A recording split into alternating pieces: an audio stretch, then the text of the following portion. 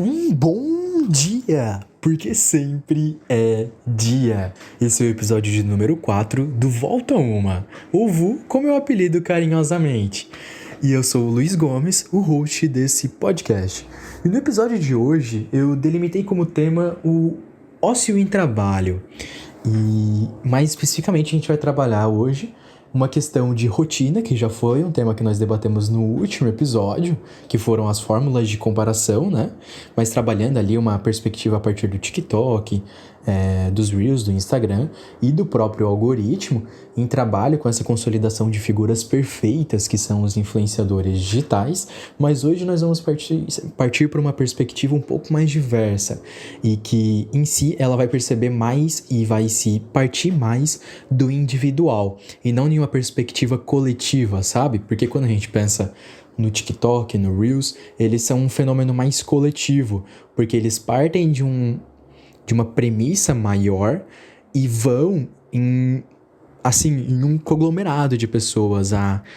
O âmbito, a abrangência desse fenômeno é maior do que o tema que a gente vai trabalhar hoje, que é uma perspectiva mais individual, porque a gente vai perceber e aqui agora a gente já vai entrar no tema de hoje, que é essa rotina do trabalho que vai fazer com que a gente se consolide em uma... É uma rotina, isso com certeza, mas é, na verdade, uma representação, um reflexo das nossas características pessoais que são construídas e aqui elas se denotam, elas se mostram mesmo como facetas de um trabalho que ele se constrói de uma maneira em que ele nunca muda. E por que ele nunca muda? E aqui a gente vai pensar em perspectivas muito importantes, que é esse medo que a gente sente da mudança, esse medo que a gente sente de tentar algo novo, é esse medo que a gente tem de sair do que é cômodo.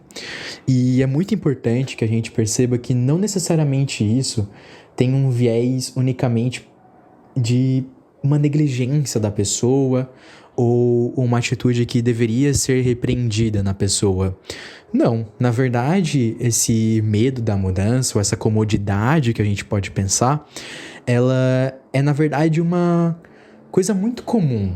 É algo que é compreensível por sua vez.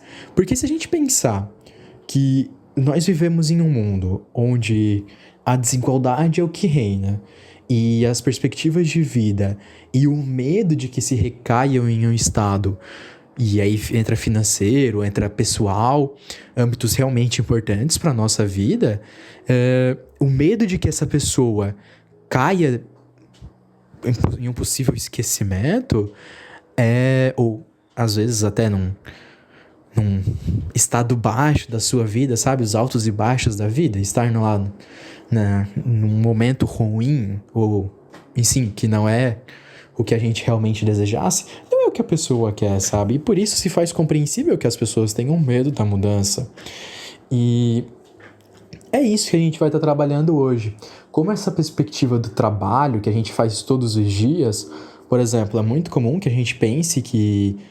Por exemplo, aqui a gente vai utilizar uma análise mais genérica. Por exemplo, imagine alguém que trabalhe com telemarketing e essa pessoa vive fazendo chamadas que são toda a vida as mesmas coisas, mas ela recebe os benefícios e auxílios da CLT e que esse trabalho vai dar para ela.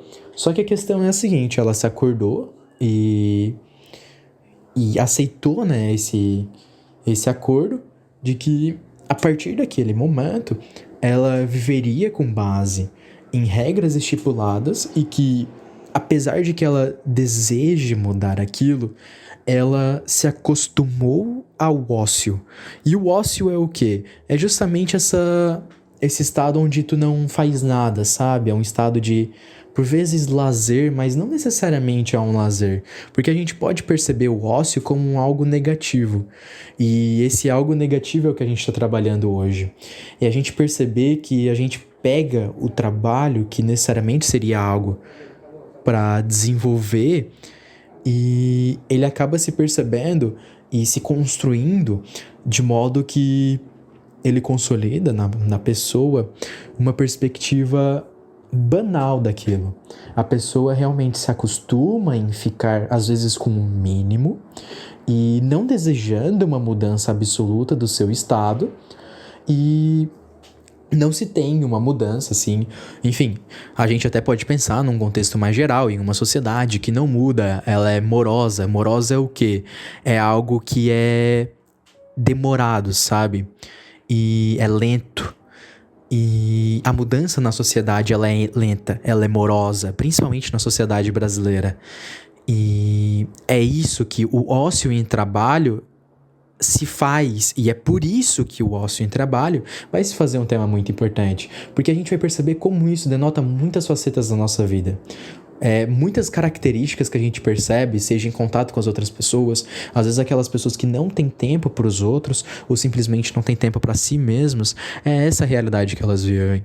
É uma realidade onde elas não podem desistir do trabalho atual delas, porque se elas fizerem isso, elas recaem sobre um medo que se faz quase como uma roda gigante. Eu tô assim num lado um pouco mais filosófico, abstrato, de querer utilizar de alegorias e analogias pra gente perceber isso de forma, por vezes, material, utilizando de algo abstrato, como uma roda gigante. E é esse o artifício que eu vou usar hoje, que quando a gente pensa em altos e baixos da vida, é como se a gente estivesse nessa roda gigante. Apesar de a gente gostar de estar sendo remunerado e ok, aquilo ali tá mantendo a minha vida, isso é como se fosse uma roda gigante, ela vai crescendo, mas chega um momento em que ela desce.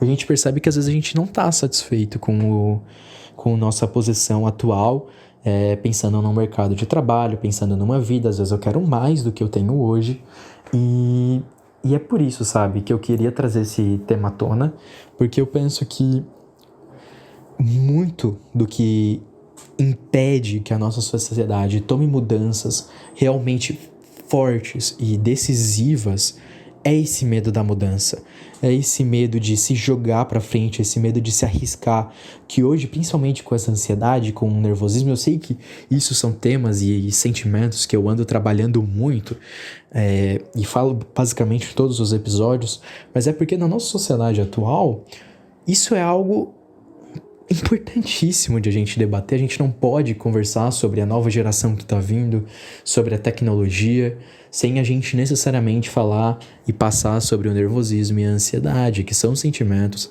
são, às vezes, pormenores ali que são prejudiciais à saúde de tanta gente aí fora e que são realmente decisivos num contexto tanto de trabalho, porque essa nova geração vem aí às vezes querendo trabalhar menos, ganhar mais, ou enfim, uma perspectiva mais rápida, em menos tempo, às vezes não tem tanta estabilidade como as pessoas das gerações passadas, e enfim, é isso que eu queria problematizar hoje, que a gente pense como sair dessa zona de conforto, sabe?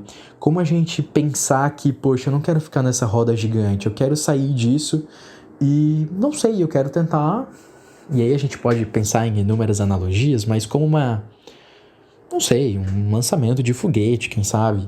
Sabe, eu quero ir pra cima, quero me desgrudar das partes que pesam efetivamente, e quero ir ficar em órbita em um estado que eu realmente esteja satisfeito com a minha vida. E era sobre isso o episódio de hoje. Eu quero deixar aí a reflexão no que concerne a essa zona de conforto, para que você consiga definir o que é a sua zona de conforto. Talvez ela não apareça necessariamente relacionada ao seu emprego, a um trabalho ou à sua posição no mercado financeiro, mas talvez ela apareça em sentidos mais pessoais e interpessoais da coisa. Então, assim, eu convido você a refletir também sobre esse tema, e para a gente dialogar um pouco mais sobre isso, vou estar sempre muito esperançoso e muito contente com aqueles que vierem aqui e puderem compartilhar comigo as suas opiniões. E é isso, um abraço do seu amigo Luiz Gomes.